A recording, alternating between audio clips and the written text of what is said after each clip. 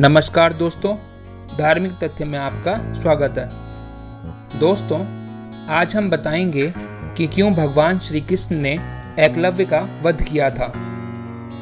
तो आइए जानते हैं। महाभारत काल में निषाद राज हिरण्यधनु को रानी सुलेखा द्वारा एक पुत्र प्राप्त हुआ, जिसका नाम अभिद्युम्न रखा गया। बालपन से ही अस्त्र शस्त्र विद्या में बालक की लगन और एकाग्रता को देखते हुए गुरु ने बालक का नाम एकलव्य रख दिया। एकलव्य के युवा होने पर उसका विवाह हिरण्यधनु ने अपने एक निषाद मित्र की कन्या सुनीता से करा दिया। एकलव्य धनुर्विद्या की उच्च शिक्षा प्राप्त करना चाहता था। उस समय धनुर्विद्या में गुरु द्रोणाचार्य की ख्याति थी, पर वे केवल ब्राह्मण तथा क्षत्रिय वर्ग को ही शिक्षा देते थे और शूद्रों को शिक्षा देने के कट्टर विरोधी थे।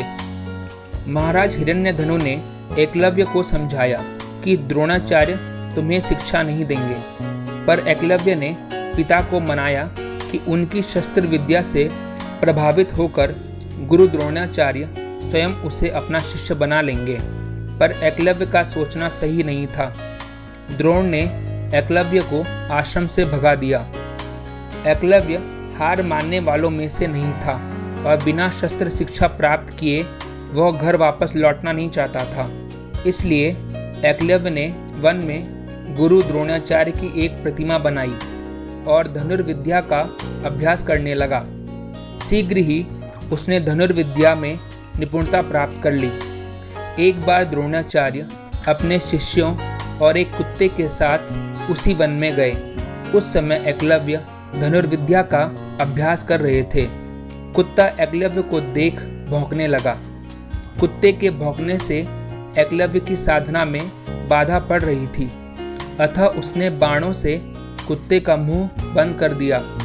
एकलव्य ने इस कौशल से बाण चलाए थे कि कुत्ते को किसी प्रकार की चोट नहीं लगी।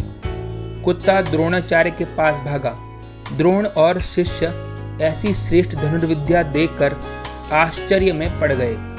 वे उस महान धनुर्धर की खोज में लग गए। तभी उन्हें एकलव्य दिखाई दिया। जिस धनुर्विद्या को वे केवल क्षत्रिय और ब्राह्मणों तक सीमित रखना चाहते थे, उसे शूद्रों के हाथों में जाता देख उन्हें चिंता होने लगी।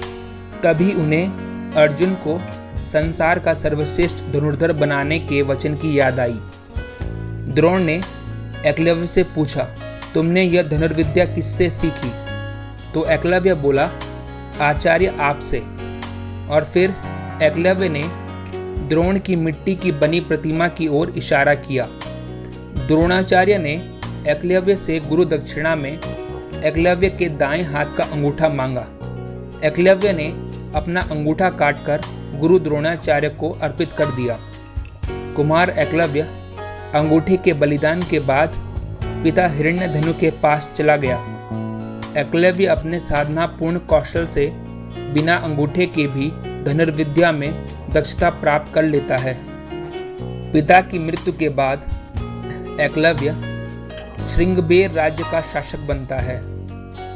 विष्णु पुराण और हरिवंश पुराण में बताया गया है कि निषाद वंश का राजा बनने के बाद एकलव्य ने जरासंध की सेना की तरफ से मथुरा पर आक्रमण कर यादव सेना का लगभग सफाया कर दिया था।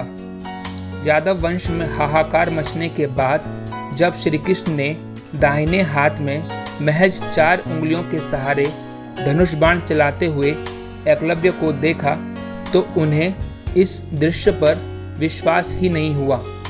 एकलव्य अकेले ही सैकड़ों यादव वंशी योद्धाओं को रोकने में सक्षम था। इसी युद्ध में भगवान श्री कृष्ण ने छल से एकलव्य का वध किया था। उसका पुत्र केतुमान महाभारत युद्ध में भीम के हाथों मारा गया था।